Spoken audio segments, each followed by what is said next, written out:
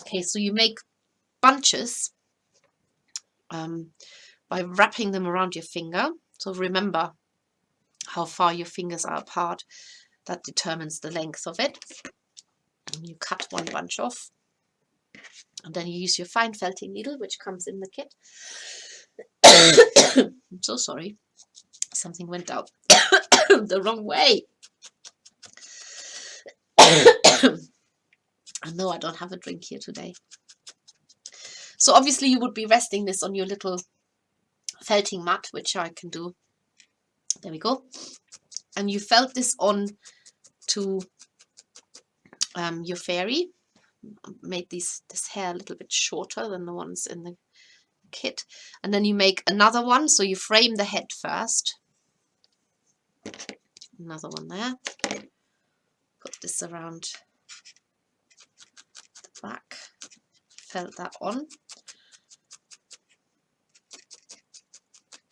Like that. And then you do a last one. And I might have to dip into my stash here. I thought I've taken enough out, but I haven't. Just need a little bit more to make this a proper hairdo.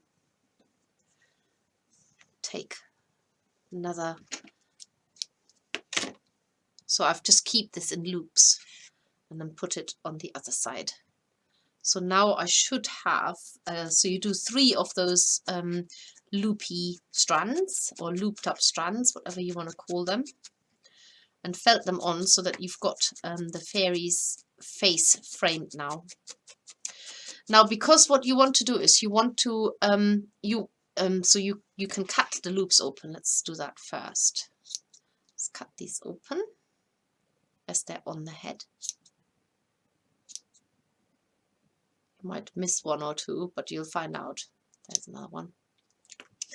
What you want to do is you want to put this into a high ponytail. But if you just take the wool now and put it in a high ponytail, it looks like she's got a bald head underneath. So what you need to do now is you're going to have to split the wool so that you've got a top layer and a bottom layer. So split it along the head.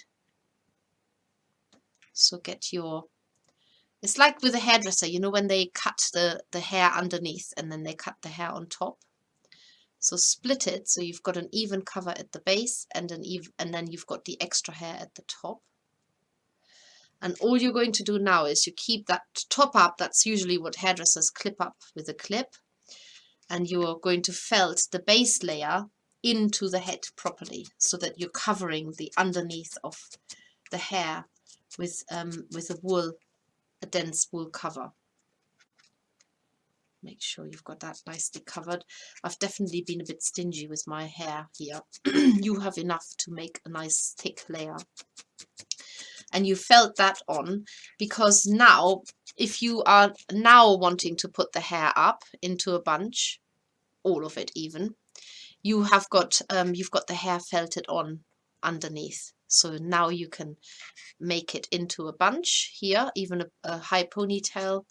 Just make it go up as long as the fibers are felted on. You can make it into a high ponytail like this, or even into little bunches coming out the side. So you split it on the side.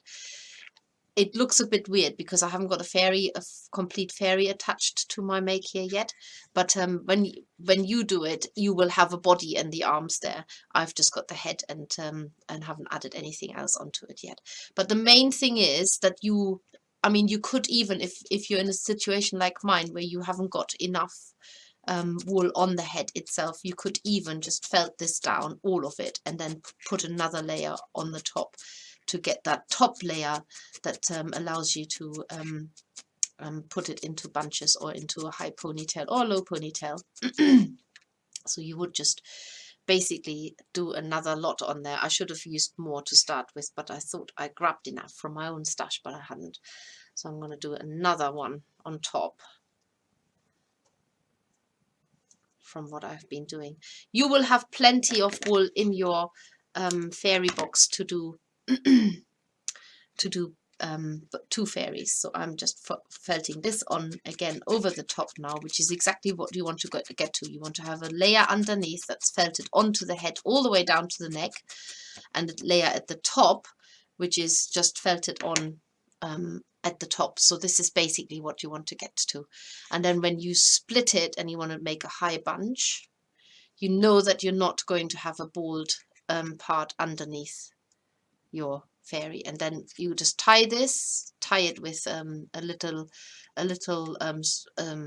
piece of thread first, and then you can felt a little bit of that wool that you've used for, like,